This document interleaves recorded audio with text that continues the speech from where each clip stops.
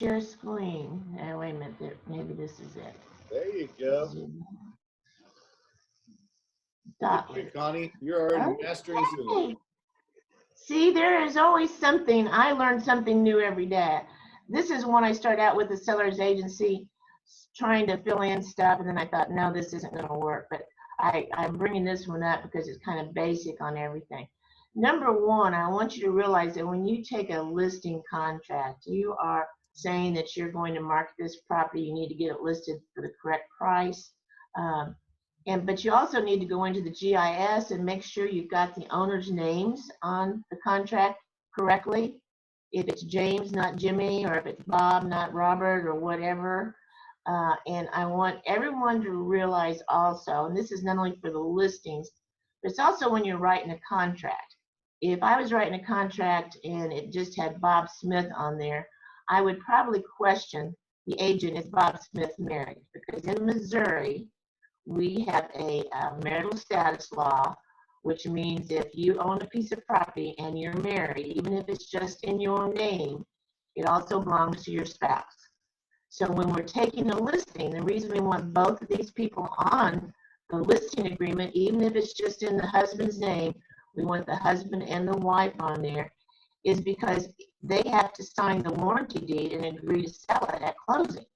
So if the wife hasn't signed, and maybe they're estranged or she didn't know about the property and now she's mad and she's not going to sign it, we're in a load of mess because we've got a contract already, we'll enable buyer that spent money to get to where they're at, and all of a sudden we've got a wife that won't sign the warranty.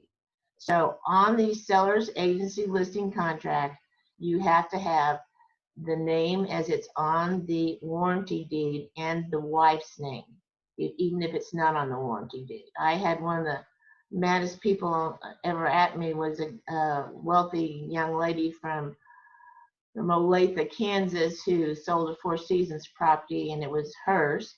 And I said, I need your husband's name on this. And she goes, he doesn't own it, I own it. And I said, well, in Missouri, you both own it. And he was overseas, and she was livid. She did not think that was right. And I said, it's a state law. There's nothing we can do about it. So both husband and wife, and the way it should be put on the warranty deed, that it is on the warranty deed that you can find from the GIS. And also on the GIS, it's going to give you the complete street address, hopefully, or the box number 7, check box if legal description is attached. So if you're not positive on the street address, make sure that you've got the legal attached to it, lot 114 Imperial Point Drive. You know, Uh-huh. Connie, if I could just say, you mentioned when you were getting started that you hoped it wouldn't be boring, and you know how agents sometimes, contracts 101. But let me tell you, you know, I talked to the compliance people, I talked to Karen, I talked to Carol. If you agents that have done a lot of these, it never hurts to brush up on this information. You know, when I was a coach, I'd review 40, 50, 60 contracts a month. I mean, you'd think I would have been an expert at it. And yet when I'd write a deal, man, sure enough, I'd forget to put something here or something there. I mean, you know, this is your craft, guys. You know, contracts are so critical. So take, you know, be diving in, because little things like that are important to have the wife's number. And what is the GIS, just in case we've got some newer agents? Well, that's your Camden, Miller, Morgan County GIS, and you can go on. It's also now hooked to our MLS system, where you can go in and search the county records for that property and get the legal descriptions and square footages and all that kind of stuff. And again, the square footages I don't think are correct. I don't rely on the number of acres and things like that. But with that new measurement disclaimer, we can at least tell them this is where we got that information. So we've followed up with, this is how we got it. Excellent. Any other questions? I'm going to just go on down here. Then listing date, when it'll expire. You can take a listing for a week, a month, a year, whatever you want to do. It's preferably that you take it for 6-month period. But if you've got somebody that's interested and you want to take it for a week, go ahead and take it for a week. And then, of course, the amount that the property is listed for and any special terms. I very seldom do any special terms in there, but that's a possibility. One thing that Karen always has a problem with, it says on line 18, if a ready, willing, able buyer is procured by realtor or affiliate licensee, owner, or any other brokerage or person during the listing period, and owner shall pay the realtor.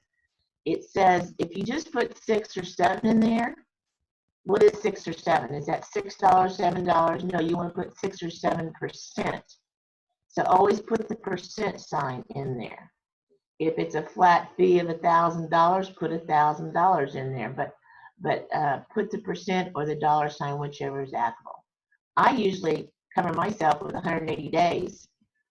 This is where, of course, the compensation, if they sell it directly to someone you've shown it to after the listing expired, we're covered for the next 6 months. Down here, I have a couple of agents that do get paid, or some agents that do get paid an additional fee. But if you don't get paid there, it says right here, insert dollar amount or NA, not 0, but NA. And if it's NA here, it should be NA here. That's something that people miss the two. If you're charging $450 upfront fee, it could be, is it an effect of the day of the listing where they pay you upfront, or is it only when you sell the property? Down here, we talk about cooperation and shared compensation with other agents. We do not do sub-agency, so this is always a 0. Typically, we split 50-50. This is completely up to you. I have some agents that will pay 3.5% to a buyer's agent, maybe 2.5% to the transaction broker, since there's not as much liability there and they don't do as much work. Down here, it says offer of compensation is not available to brokers outside the MLS service. When we sign an MLS, when we belong to an MLS, we agree to cooperate with all the other members in that MLS. That doesn't mean that we have to cooperate with people from other MLSs. There's two ways to look at this. Mine has always been that I'm working for the seller, so I'm trying to get a contract for him. And so if a St. Louis agent comes down and wants to write a contract, will I let him in and will I help him? Will I know that, yeah, I've got to do double the work and there's probably going to be problems? Yes, I do. But am I doing best for my seller if I say, no, I won't offer compensation to brokers outside the MLS? The one thing that all agents should realize that in order to get paid compensation, they need to have that cooperation agreement signed between their broker and me, that we will pay them and how much we will pay them.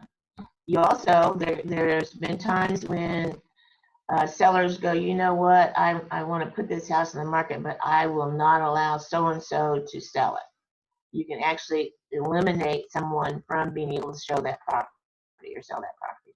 And that's online. So you can say that Rick Servant, I don't want him to sell my property. Exactly. I can't stand Rick, and so I will not allow him to sell this property. They can actually exclude him from the listing. That's up to that's real nice, folks. Thanks. On us both today. Yeah. Sorry, guys. Sorry, my bad. Now, Margie also points out that she always checks it. So if an out-of-town agent, they do not receive the same percentage there on 48. She does what? She checks it. She always checks. So if it is an out-of-town agent, they do not receive the same percentage on line 48. So okay, and that's okay. That's up to you. You know, we're all independent contractors, and within a certain amount, there's leeway on how we write these contracts. So I've got some agents that absolutely will not work with out-of-town agents. You either send them a referral or you don't. Now that's the best scenario, is if you talk them into, hey, do you really want to drive down here, and what do you know? And you know, I know that they are not doing their buyer justice when they come out of the area to show a piece of property. They don't belong to our MLS, they can't pull comps, they don't know our rules and laws. It'd be like us going to St. Louis and selling a house. What do we know about going to St. Louis? It's much better for them to send down. So that's how we try to get them around that. Just send it to me and I'll pay you a referral. Okay, line 52. If you mark does on here, then you have to mark why they have a motivation. What is the motivational factor? Now, maybe they say, you know, I have to sell within 3 months or something like that. If they want that out in the general public to know, then you can mark does, but don't mark does and then don't fill in something here. If you mark does, something has to be filled in on line 53. If you mark does not, it does not. And would you recommend they usually put does not? I do.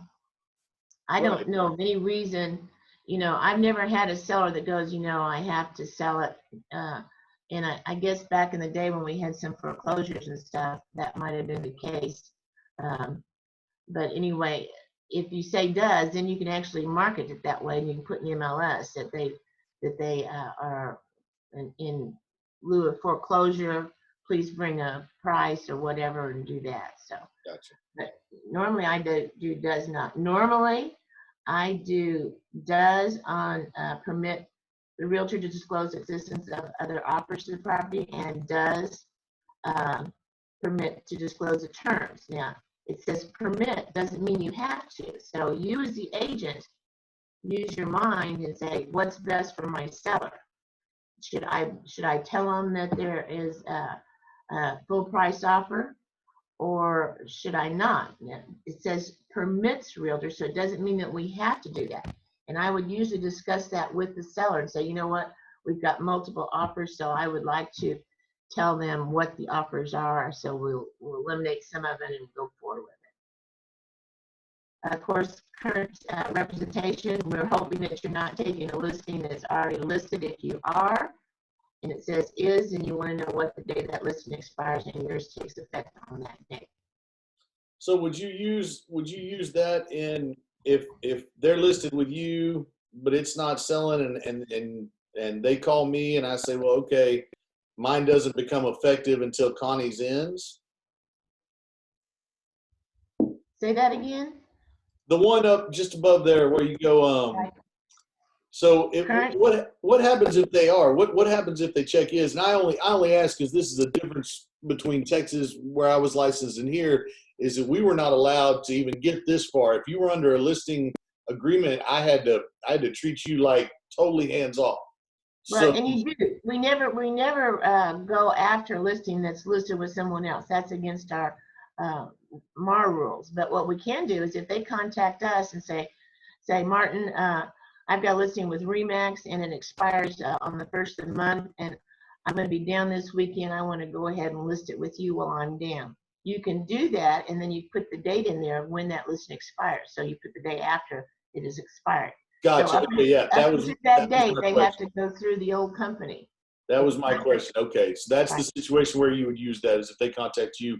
Sherry Stevens adds, I add does, and keep the reason generic, like not enough use, looking to relocate. So she's talking about back up on That's fine. 52 there. That's fine. But what we had was a lot of people that were putting does on there and then not putting anything in here. Mm-hmm. So if you're going to put does, put something in there. I don't care what it is, but say something is why they are, what motivational factors they have. Yeah, Gotcha. that's fine. Okay. The property and data disclosure statement, they're going to sign one of those. That would be their seller's disclosure. If they are not, say it was a property that was inherited and the family member had passed away, and the inherited owner now knows nothing about the property, you could put does not, and then there would not be a seller's disclosure because they know nothing about it. Okay.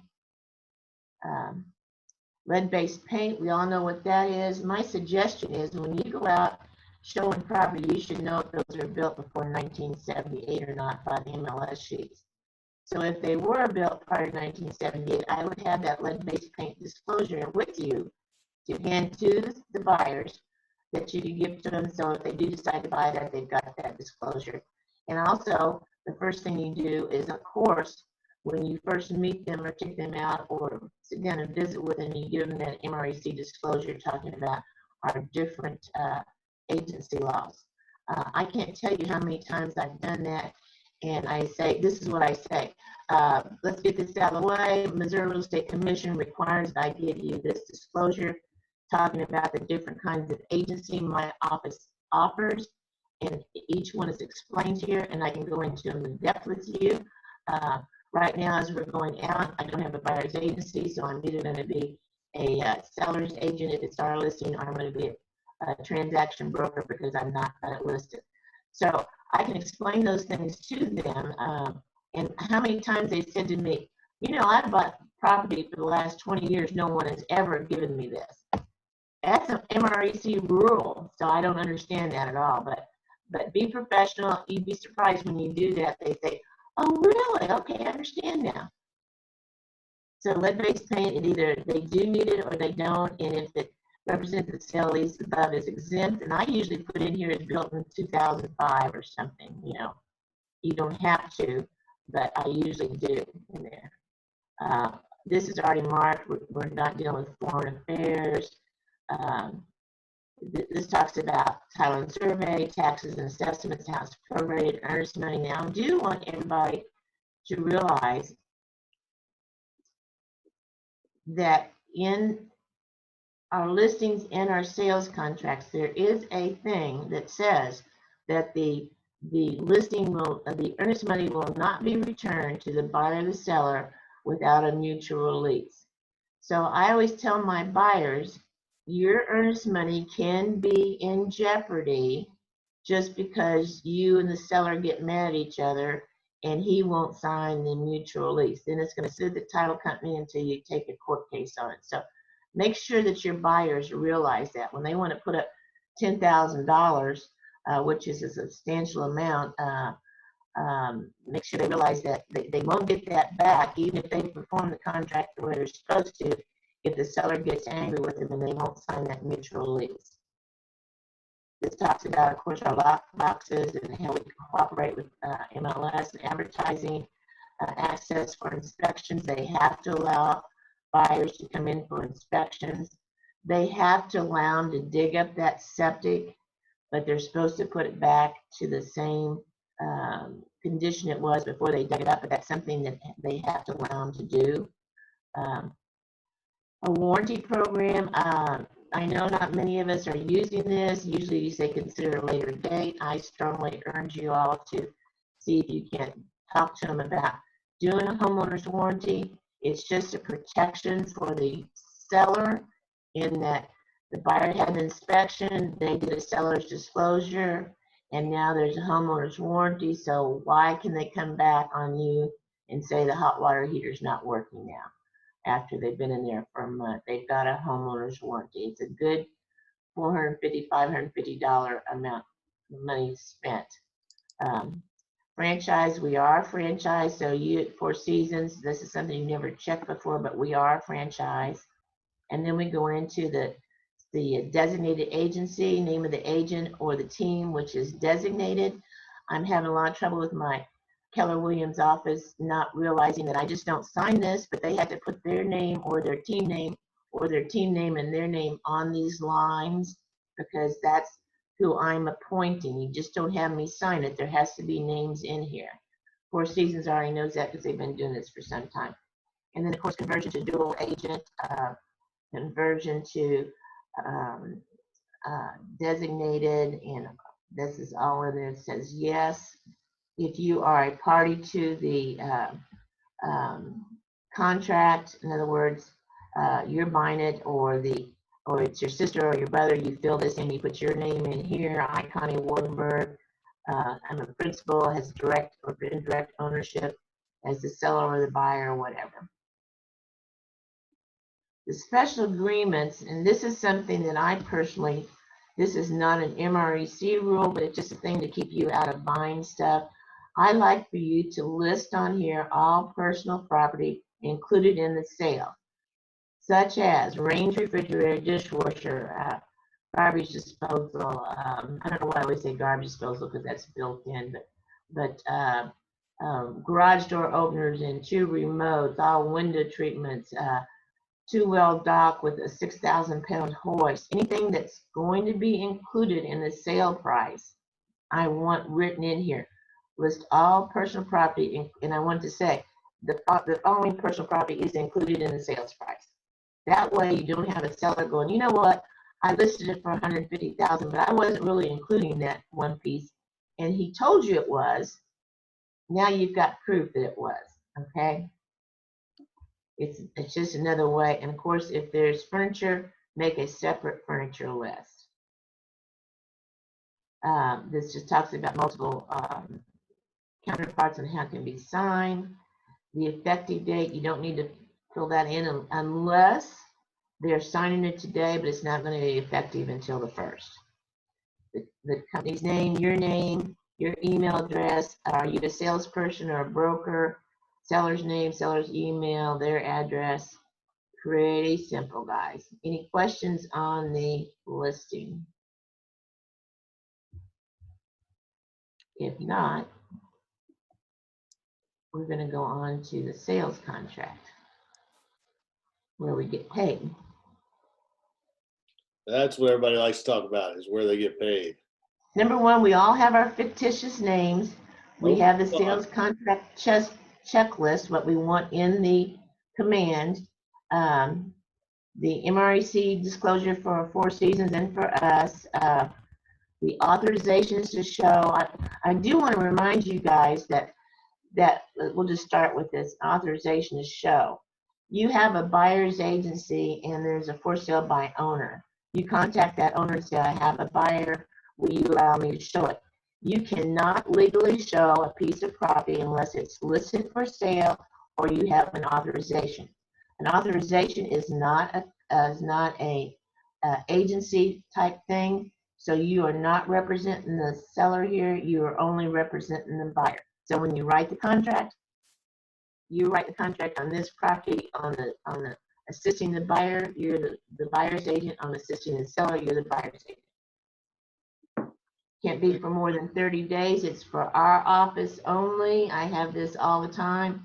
Got an authorization show and Remax has got a buyer. You need to get a listing. So Connie, I had a couple questions pop into the chat. One was on the listing from Margie Stafford. Do you list the boat dock, et cetera, on the listing? I do. Okay. I do. It's a personal property thing. So I would make it as easy to understand as possible, Margie. I'd say it's a condo project and he has 2 slips. I would say the 10 by 28 is included in the sale, slip number so-and-so and dock number so-and-so. And then if they didn't want to include the 48-foot boat dock, they wanted more for that, you could put there is a 48-foot slip and dock so-and-so, slip so-and-so, which can be purchased for an additional amount of money, and put the amount in there. Don't just say, we don't know what it is. Find out what they want for that additional dock, because you will be asked that. So yeah, I put everything in there that could be or is personal property. And then Robin just points out, just to clarify, you sign as the broker for the Lake of the Ozarks group and the Right. Four Seasons group. And if you are a Jefferson City, Como, Fulton agent, you're in those boards, Robin Staten is the broker for those boards. So Correct. Right. Correct. And then Okay. Tori had a question on authorization to show. Mm-hmm. The choices for representation.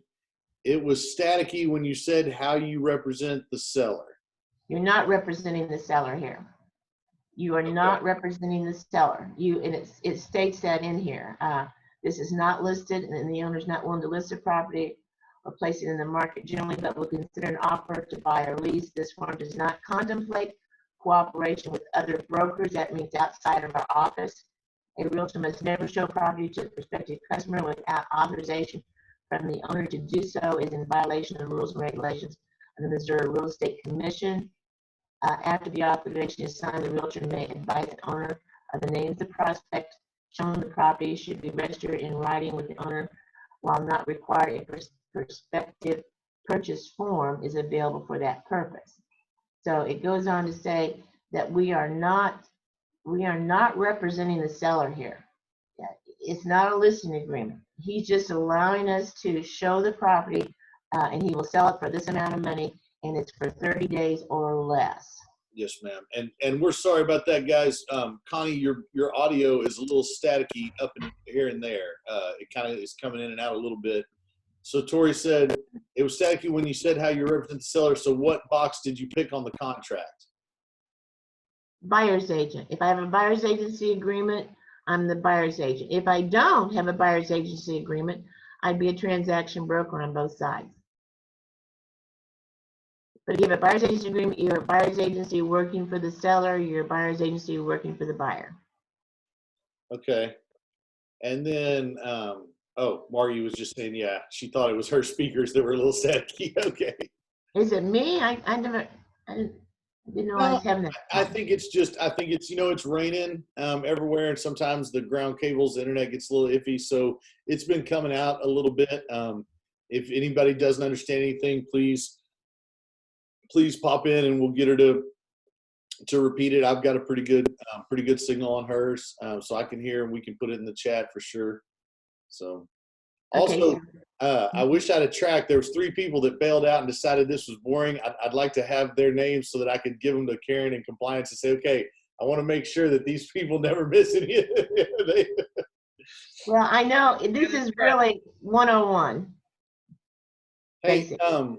Connie, Jenna asked if you'll explain how the authorization to show can be put as closed in the MLS. They actually have that in the MLS, authorization to show. There is that status when you mark it sold.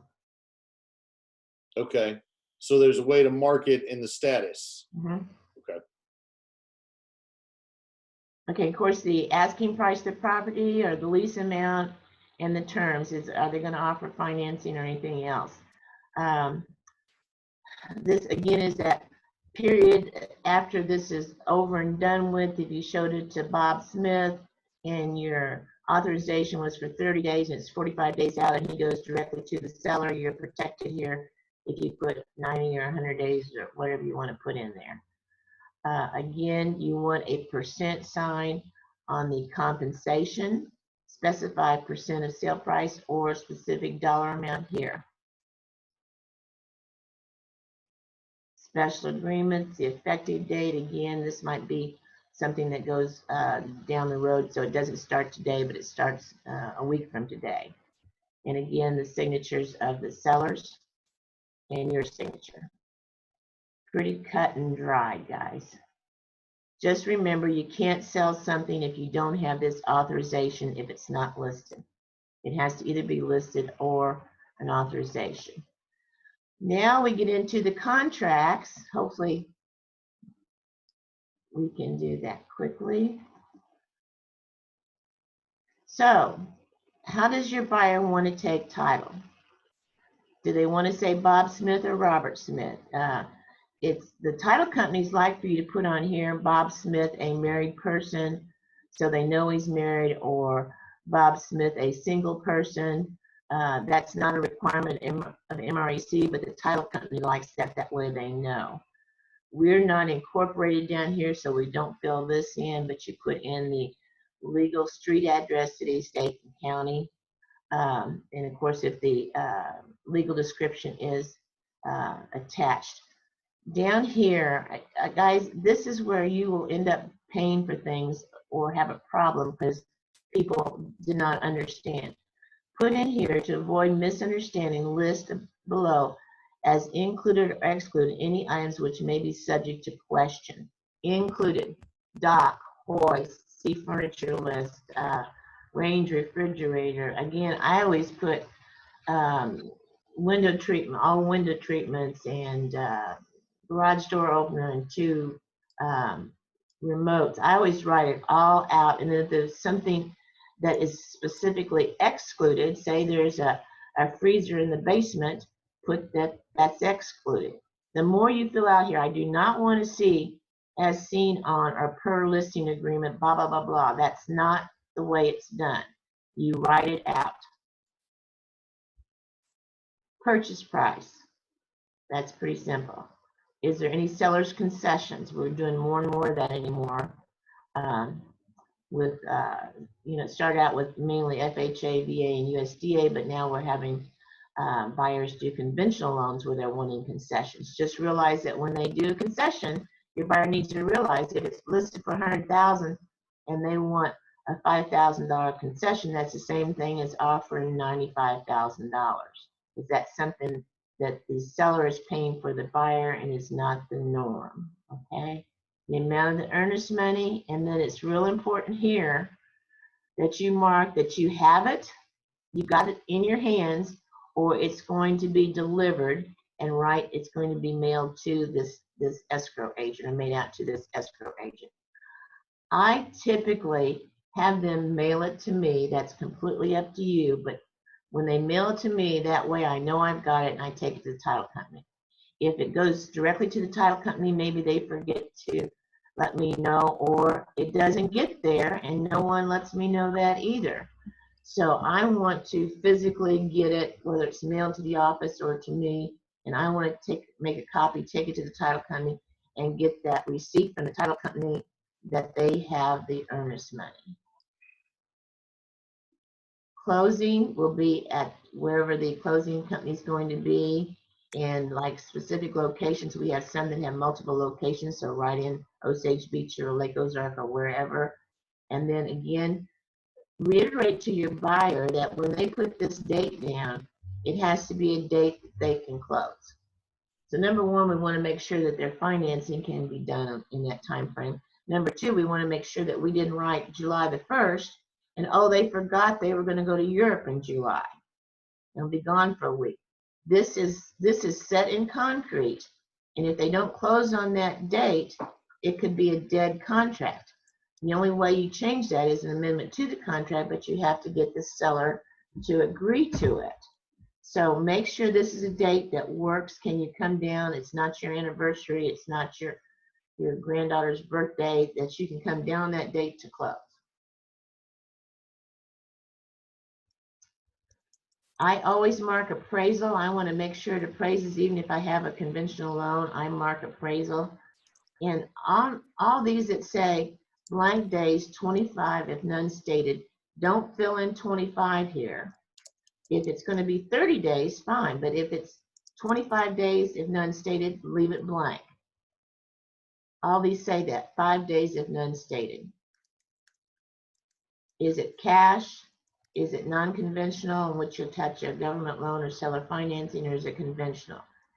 So if it's B or C, you don't fill anything down here. But if it's D, you fill in down here. They've got 25 days to get their financing commitment. Remember, this goes away after 25 days. So you have to keep on top of this. Because if we don't have a letter from the lender stating that they cannot get their financing within that 25 days, they could lose their earnest money easily. So keep on top of this. And if you need more than 25 days, which I usually put 30 for financing, and depending, but just make sure that you've got that filled out. And then you want to complete one or both. I only complete the first one at an 80% or 95% or whatever it is. The reason I don't do this is because if they offered 100,000 and the contract ends up at 120,000, then this is a different amount. So I never fill this in. I always just fill in the percent. I usually put in the interest rate that it is right now. So if you put 4, you're doing fine. Amortization, 30 years, is it going to be fixed, adjustable? Do they have any idea? That doesn't mean they can't change this, that they can't go and say, you know what, I decided I'm going to do a fixed instead of an adjustable, even though we marked adjustable. This just means that this paragraph up here, in order to get out of this contract, their lender has to say to them, I can't give them a 95% loan at 4% on an adjustable rate. Doesn't mean that they can't go in and do a fixed rate or do 4.5% or a shorter term. It just means that within that 25 days, if I want to get out of this contract because I don't have a loan fixed, that the lender will send a letter saying that I can't get this loan. Title and survey, I never change this. Typically at the lake, we do number C, which is that the buyer pays the title commitment, the seller pays for the buyer's cost. Hey, sorry, Connie. Just a minute ago, and I have to admit, Carolyn was texting me, so I was trying to text Carolyn back. Sorry, everybody. She's needy in the mornings. She says, if this is signed today, what day is the last day? What were you guys talking about just a second ago? If it's signed today, what do you mean, what day is the last day? Last day for what? The loan, 25 days? Tori, is that what you were talking about? Is here in section 60? Yeah, she says yeah. Right. So if it was agreed to and signed today, you would start your 25. That's when the contract is consummated and put together. So all those time frames start from the day that everybody signed. Now, if it was signed today and they countered and countered again, then it might be 3 days from now. But that's the date when everybody signed and agreed to everything in the contract that those time frames start. That makes sense? Mm-hmm. Makes sense to me. Again, here you put the title company's name. I don't know why they reiterated that. That's something that we seem to forget because it's kind of off the beaten path. And again, I don't change any of these unless I have a reason to. I just leave them blank. Is the last person, okay, so, all right. Linda says, I think the question is today day one or is tomorrow day one? The old day zero, day one argument. Okay, 1 day from today would be tomorrow. 1 day, so day one is tomorrow. Mm-hmm. Okay. So 1 day would be tomorrow. This is not day one. So I would go, okay, today's the 1st of January, the 1st of May, and I have to have it by the 25th. It would be the 25th. You would Okay. count So 1, Tori, 2, 3. Right. that answers Tori's question. So if it's today, what date is the 25th? So if today's May 1st, May 25th is the 25th day. Mm-hmm. Okay. All right. And then Jenna says, is the last person to sign not the date the contract starts? Yeah, it's when it's signed, not when it's written. Right. Okay. It's never when it's written. It may take you 2 or 3 weeks to get everything agreed to. It's not until the last person signs and agrees to everything, whether it's through changing the contract, rewriting the contract, doing counter offers or whatever. It's when the last person signs and everything's agreed to. Gotcha. This is allowing inspections. This is the broker role, what we do. This is check. When it says check one, check one. Buyer acknowledges that the seller is not providing a homeowner's warranty, or they want one not to exceed how much money, or they already have a homeowner's warranty and it will be transferred over to the buyer. It says check one, check one. What happens if the house burns down? That's all typical. Adjustments in closing costs. 1031 exchange, you don't really need to worry about that, really. Seller defaults, buyer defaults. Prevailing parties, seller's disclosure statement, they either have one or they're going to provide us one with so many days, or there will not be one. I wanted to go back on that number 8 to remind you all. Disposition of earnest money, notwithstanding anything herein to the contrary, escrow agent and or closing agent shall not distribute the earnest money or any other escrowed funds held by the escrow funds without the written consent of all parties to this contract. Otherwise, escrowers shall hold said escrow funds in escrow until they have a written agreement. That's your mutual release. This is a thing that I was talking about a while ago, where the earnest money, and that we've had this more than not, the seller wouldn't agree to fixing stuff on the inspections, and they get angry at each other. So the buyer backs out and sends a mutual release, and the seller won't sign it. They don't get their money back until the seller signs that, okay? So it's always in jeopardy. And as a buyer's agent, I want my buyers to know that. Here's where you attach the riders. Is it a government loan? Is it subject to the sale of a property? Is it subject to the closing? Is it backup? Again, number addendum A, is it lakefront? You want to attach that as part of the contract. Is there any special agreements? I want you to be real careful about filling out these special agreements. And truthfully, if you want to write something, there's special agreements, I would prefer you call and ask me. But sometimes I'm going to say, you know what, we can't write that out. We need to talk to an attorney to get that done. Right. This is where we need to remember, don't practice law, right? Exactly. And when you start writing out stuff, you think you're saying the right things, and believe me, you haven't covered all the bases. So don't be pulling in there things that you know, you want to have me or someone of knowledge or a real estate attorney look at that and make sure it's correct. Again, do we have any personal interest in the property? And if we do, who are we and what do we have? We're getting paid by, a lot of times you're going to get paid by both the buyer and the seller in this contract because there may be a transaction fee. So you'll see a lot of agents that will mark both buyer and seller, whereas actually the seller's paying the commission, but the buyer's paying a transaction fee. Again, if you're a buyer's agent, you check buyer's agent and you also check designated once I've signed it. If you're a seller's agent, your seller's agent also designated, name of your firm. You get this, if you're writing a contract, you're filling all this in. You're also filling all this in, and this is on the MLS sheet. So it tells you what agency they are on the MLS sheet. It tells you the name of the broker's firm name. It gives you their license.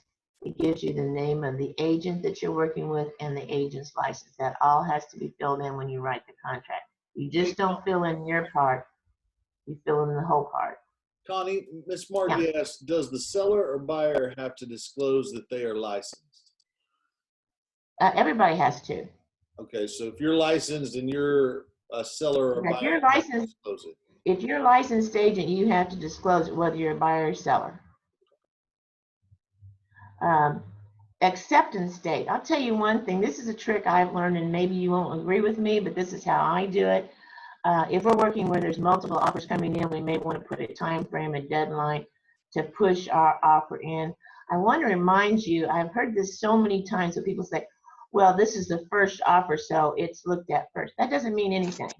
First offer doesn't mean anything. You could get an offer in at noon, and another offer comes in at 3. The seller looks at which one's the best and goes from there. This is the acceptance date. So we are actually telling the seller that this offer will automatically expire if he has not accepted this contract by this date. I don't put a time frame in there usually. I just put the date, which would mean if it has to be accepted by tomorrow, that's anytime April 28th. If I put a time frame in there and I say 5 o'clock and the seller accepts it on the 28th by 5 o'clock, then he needs to time his signature. And so many times they forget to do that if it's the same date. So I eliminate that timing by just putting the date in there. Again, this is for acceptance only. You're given until certain time to accept this offer as it is. They can counter back at any time.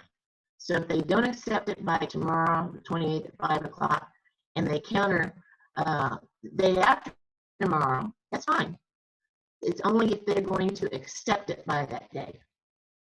And then, of course, have your printed name of your buyers, have your printed name of your sellers, and have your buyers sign it, send it off, blah, blah, blah, blah. If you've received the earnest money when you wrote the contract, which usually isn't the case, but if you have, go ahead and fill this out, that you've received it. Questions? Well, I mean, I don't know about you, but I'm ready to go start writing contracts. I feel like All right. I feel like I know everything I need to know now. I'm just lacking a license. I want to tell you guys, the main thing is that just read the contract and don't just tell your buyers to sign here and sign there, press hard, 5 copies. Explain to them what they're signing. Talk to them about number 8, the earnest money. Talk to them about the closing, how important the date is if they close on this date. Talk to them about the concessions. It's the same thing as offering 95 instead of 100 if you take $5,000 concessions off. So go through this contract with them. Make sure that everything they want is included. Make sure they realize what is excluded. Just read the contract so you can explain the contract to them. Living in Eldon, when I first moved up here, I was dealing with a lot of first-time home buyers, and what a joy that was. But they knew nothing about contracts, so they'd never written one before. And we had to realize that we as agents are helping people buy or sell usually the most expensive thing that they deal with in their lifetime. So it's a very huge responsibility, and we need to do our best to make sure they know what's going on. Also, I want to say something that I hear this a lot. I'll call an agent and say, well, they offered this. Well, they won't take that. You know what? They don't know that. They don't need to talk for their seller or their buyer. They need to say okay, and they need to present it. We don't make the decisions. We give advice, and the buyers or the sellers, whoever we're representing, are the ones that make the decisions, not us. And so don't be making decisions for your buyer or seller without following through and asking what they want to do. Now, you might say, I don't think they'll take that, but I'll present it to them. But don't make a decision that they won't do this if you don't really know. So we got a couple pop-ins on the chat here. Jenna Bates says, I have had many other offices have me sign the last line for accepting the earnest money when I did not have the date the contract was done. It came to me and was delivered to the title company a week later. We don't sign that a week later. We sign that if we got it the date that we wrote the contract. So if we get it a week later, that's why we take that earnest money receipt. And how important that is, guys. I've had earnest money lost to the title company. They said, I didn't get that. I go, yeah, you did. Here's my receipt. So-and-so signed for it on this date. So we want that in the file to prove that you got your earnest money within the 10 days. I also had one, and this was a nightmare. Came close to closing, and the buyer backed out, and guess what? The earnest money was supposed to be sent to the title company. It never got there. So there was no earnest money. So after 45 days off the market, try explaining that to your seller, why you didn't know that the earnest money hadn't gotten there, hadn't been received. Well, that's why Jenna points out she's tried to tell them that it doesn't need to be signed, but they push it to be signed. So guys, you know what I would say, if I may, Connie, tell me if I'm wrong, but one of the things I used to always coach my agents is, hey, we don't work for that other brokerage. We don't work for that other broker. So if someone is pushing you to do something that you think isn't right or isn't how it goes, you know, feel free to stand up for yourself. Now, I know we all want to find that right line because we don't want to lose a deal. But, you know, if you need to call Connie, or sometimes, you know, I used to call it when we'd have something in my coaching program that got a little above my head, I'd say, well, we're going to have my dad talk to your dad now.